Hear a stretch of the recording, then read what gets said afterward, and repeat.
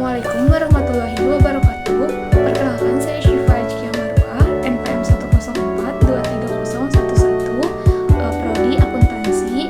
Di sini saya akan membuat video penjelasan mengenai materi, yaitu mengenai metode pengembangan sistem akuntansi untuk memenuhi tugas mata kuliah Sistem Informasi Akuntansi. Yang ada di dalam metodologi pengembangan sistem. Sebelum menjelaskan bagian tersebut, saya akan menjelaskan dulu pengertian dari metodologi pengembangan sistem adalah langkah-langkah yang dilalui oleh analisis sistem dalam mengembangkan sistem informasi.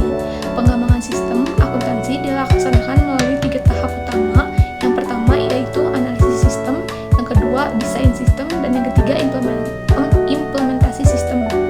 Nah, pengertian dari analisis sistem yaitu pendekatan untuk menilai dan memahami berbagai sistem dan proses yang digunakan dalam pencatatan, pelaporan, dan juga pengendalian keuangan. Analisis sistem dapat dibagi menjadi 4 tahap, yaitu analisis pendahuluan, penyusunan usulan pelaksanaan analisis sistem, yang ketiga pelaksanaan analisis sistem, dan yang keempat penyusunan laporan hasil analisis sistem.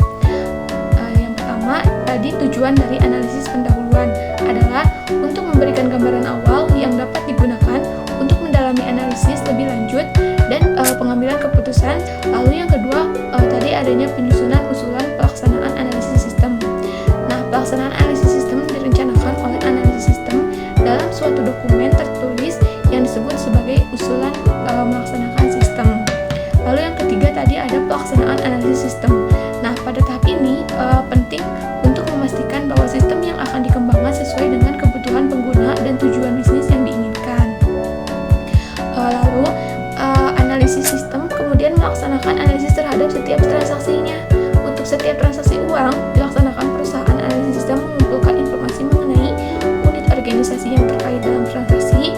Yang kedua, formulir yang digunakan. Yang ketiga yaitu sistem otorisasi dalam pelaksanaan transaksi. Lalu ada manfaat utama dilakukannya analisis terhadap sistem akuntansi lama, yaitu merupakan supaya adanya efektivitas dalam akuntansi yang sekarang digunakan. Lalu ada teknik pengumpulan informasi dalam analisis sistem. Nah, dalam tahap ini analisis sistem pengumpulan informasi dilaksanakan analisis sistem dengan cara yang pertama wawancara, yang kedua kuesioner, yang ketiga metode analisis kelompok, yang keempat pengamatan, dan yang kelima yaitu pengambilan sampel. Lalu dalam analisis juga terdapat penyusunan laporan untuk hasil analisis sistem.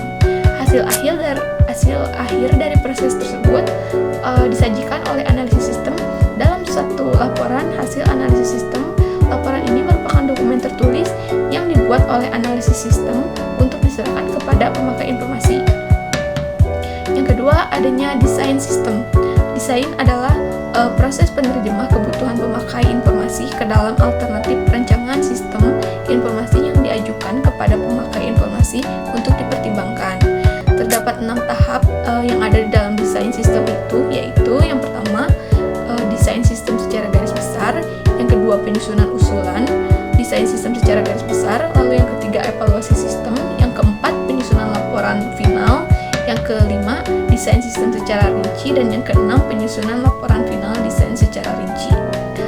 Analisis sistem telah memperoleh informasi berikut ini dari tahapan analisis sistem yang dilakukan, yaitu yang pertama dibutuhkan oleh pemakai beserta persyaratan-persyaratan yang melekat dalam informasi tersebut.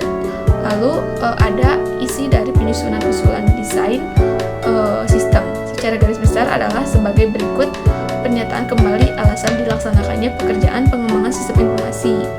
Lalu ada evaluasi sistem. Dalam tahap evaluasi sistem, nah analisis sistem menentukan persyaratan yang harus dipenuhi oleh blok teknologi dalam menjalankan sistem informasi yang dirancang dan memilih penjual teknologi yang memiliki kemampuan untuk memenuhi persyaratan yang dituntut oleh sistem informasi.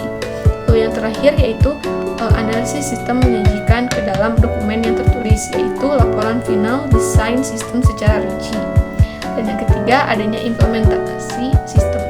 Implementasi sistem adalah pendidikan dan pelatihan pemakai informasi, pelatihan dan koordinasi teknis yang akan menjalankan sistem pengujian sistem yang baru dan mengubah yang dilaksanakan untuk membuat sistem informasi yang dirancang menjadi dapat dilaksanakan secara emosional. Mungkin sekian dari hasil pemaparan saya. Mohon maaf bila ada kesalahan. Wassalamualaikum warahmatullahi wabarakatuh.